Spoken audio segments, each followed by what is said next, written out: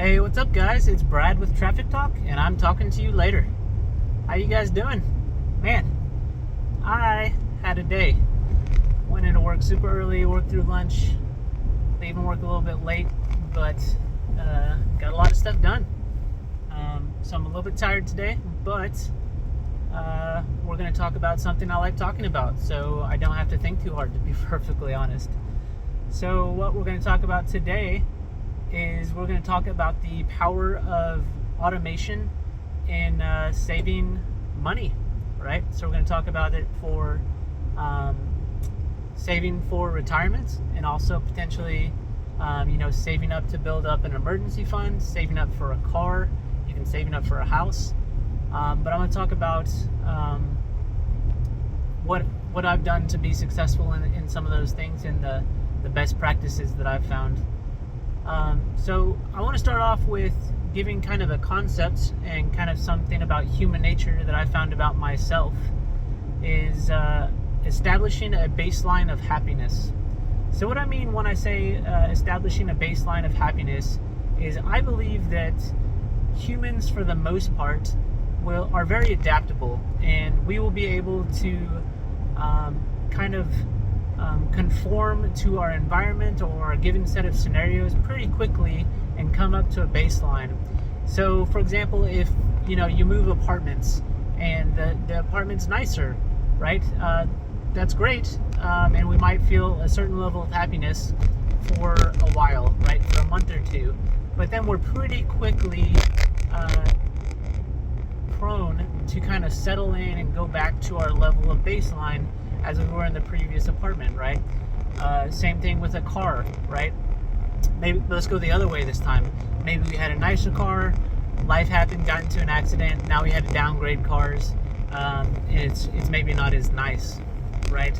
Well, we're going to be a little bit bummed out about that for a little while, but pretty quickly we're going to settle into it, right? And we're going to be just fine, just as fine with that car as we were with the previous one. Now, these are pretty big generalities, right? There's going to be small increases and decreases in happiness levels, even on a daily basis. But for the most part, humans tend to settle in, right? We tend to settle in with what's going on. So that's important to combat something that's very common in everybody's life, and everybody knows about it. It's lifestyle creep. So lifestyle creep is when you start making more money. Well, the natural tendency is to start spending more money, or spending money on nicer things, going out to eat more, buying a nicer car, upgrading the house, upgrading the living situation, going on more vacations. There's just a list that can go on to infinity on lifestyle creep. And so automation is a way I've helped combat that. So functionally, what that looks like is, let's talk about the 401k, which is a very common account that most people are aware of. So the 401k account is an employee-sponsored account, and hopefully your 401k plan has a match on there, right? There's going to be a couple of different YouTube videos and YouTube channels that are more designed towards kind of the order of operations and where to put different dollars, and so I would like to say that I like to reference people towards the Money Guys. I think they have a pretty realistic view of the world, and they have a good system over there. So they have something called the financial order of operations. So the first step is got to get the employer-sponsored 401k match. So a really common one is just a dollar for dollar up to 3%. That means if you put in $3, the company will give you $3. Another common structure is they'll give you 50 cents for every dollar you put in. So if you put in $6, they'll give you $3, right? But this is a really important one. The other cool part about 401ks is the automation portion of it, right? Like I was talking about earlier, we find our baseline very quickly. So in other words, if you have money taken out of your paycheck before it ever hits your checking account, that's a good thing, because then you'll get used to spending only the money, hopefully, that is hitting your checking account, right? And then you're establishing a new baseline. So it's a way to kind of force a little bit of scarcity in your life into saving so that you have a brighter future, a brighter financial future. So that's one way of automation, is just the employer-sponsored 401k account, right? So let's talk about another thing. So let's say that we have, okay, our check has already hit our checking account. So Brad, now what? Well, thankfully we live in a digital age, right?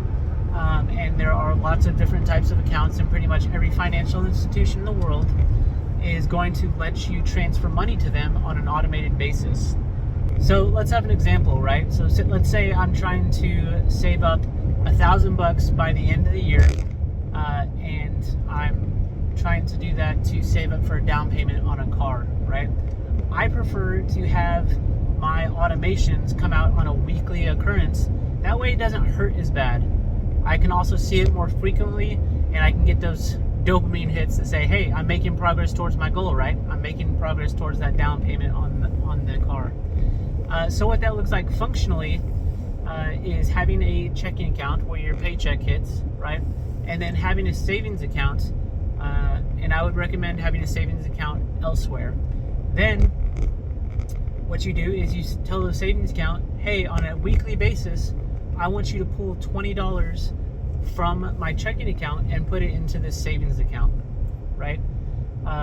So what I've done in the past is I will do that with a checking account at Chase, and then a savings account at an online savings account like Ally, right? Then I'll tell my Ally account, hey, every week go pull $20 out of my checking account, and then at the end of the year, I have a little bit over $1,000. So having that happen every week over week, it kind of forces it to be worked into the budget, right? Because you can see it coming out, it's coming out, you're ready for it, and it kind of forces you to maintain that habit. Another thing that I want to point out is just how why it's important, for me at least, to have it at two different banking institutions. It's because if I pull up my app on my phone, my banking app for, let's say, Chase, so if I pull up my Chase app and I see my checking account sitting there with $1,000 in it, but I also see my savings account over there with $2,000, well, that's just a little bit too easy for me to go move the money from my savings account to my checking account with just a couple click of the button, have it instantly there, and now it's time to party, right? I like having one layer of separation between my checking and savings account, because I can still access my cash, no problem. It's just going to take me a couple extra clicks, and I'm going to have to wait a day or two to do it.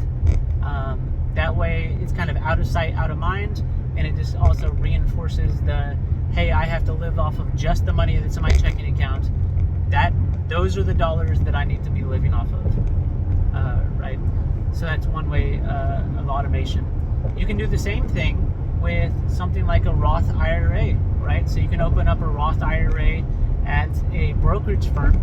I use Vanguard, but you can use, Vanguard, Fidelity, Schwab, and basically open up a Roth IRA and say, hey, Roth IRA, I want you to start pulling $20 a week out of my checking account and funding this Roth IRA.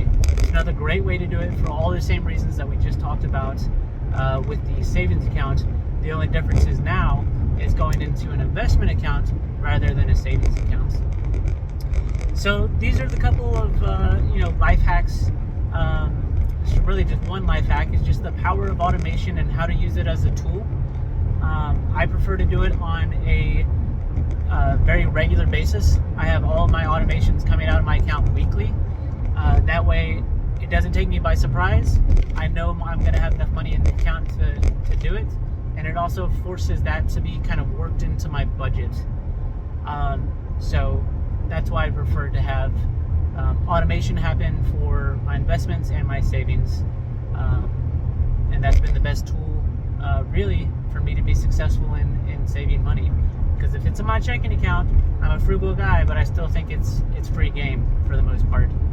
So what are some automation life hacks that you guys have? What have you guys found to be successful? How do you guys save for your Roth IRA and for your savings account? Let me know in the comments below. Let me know what you guys think about having a separate checking and savings accounts at 2 different locations. But yeah, long day, so I'm gonna wrap this up. But this has been Brad with Traffic Talk, and I will talk to you guys later. See ya.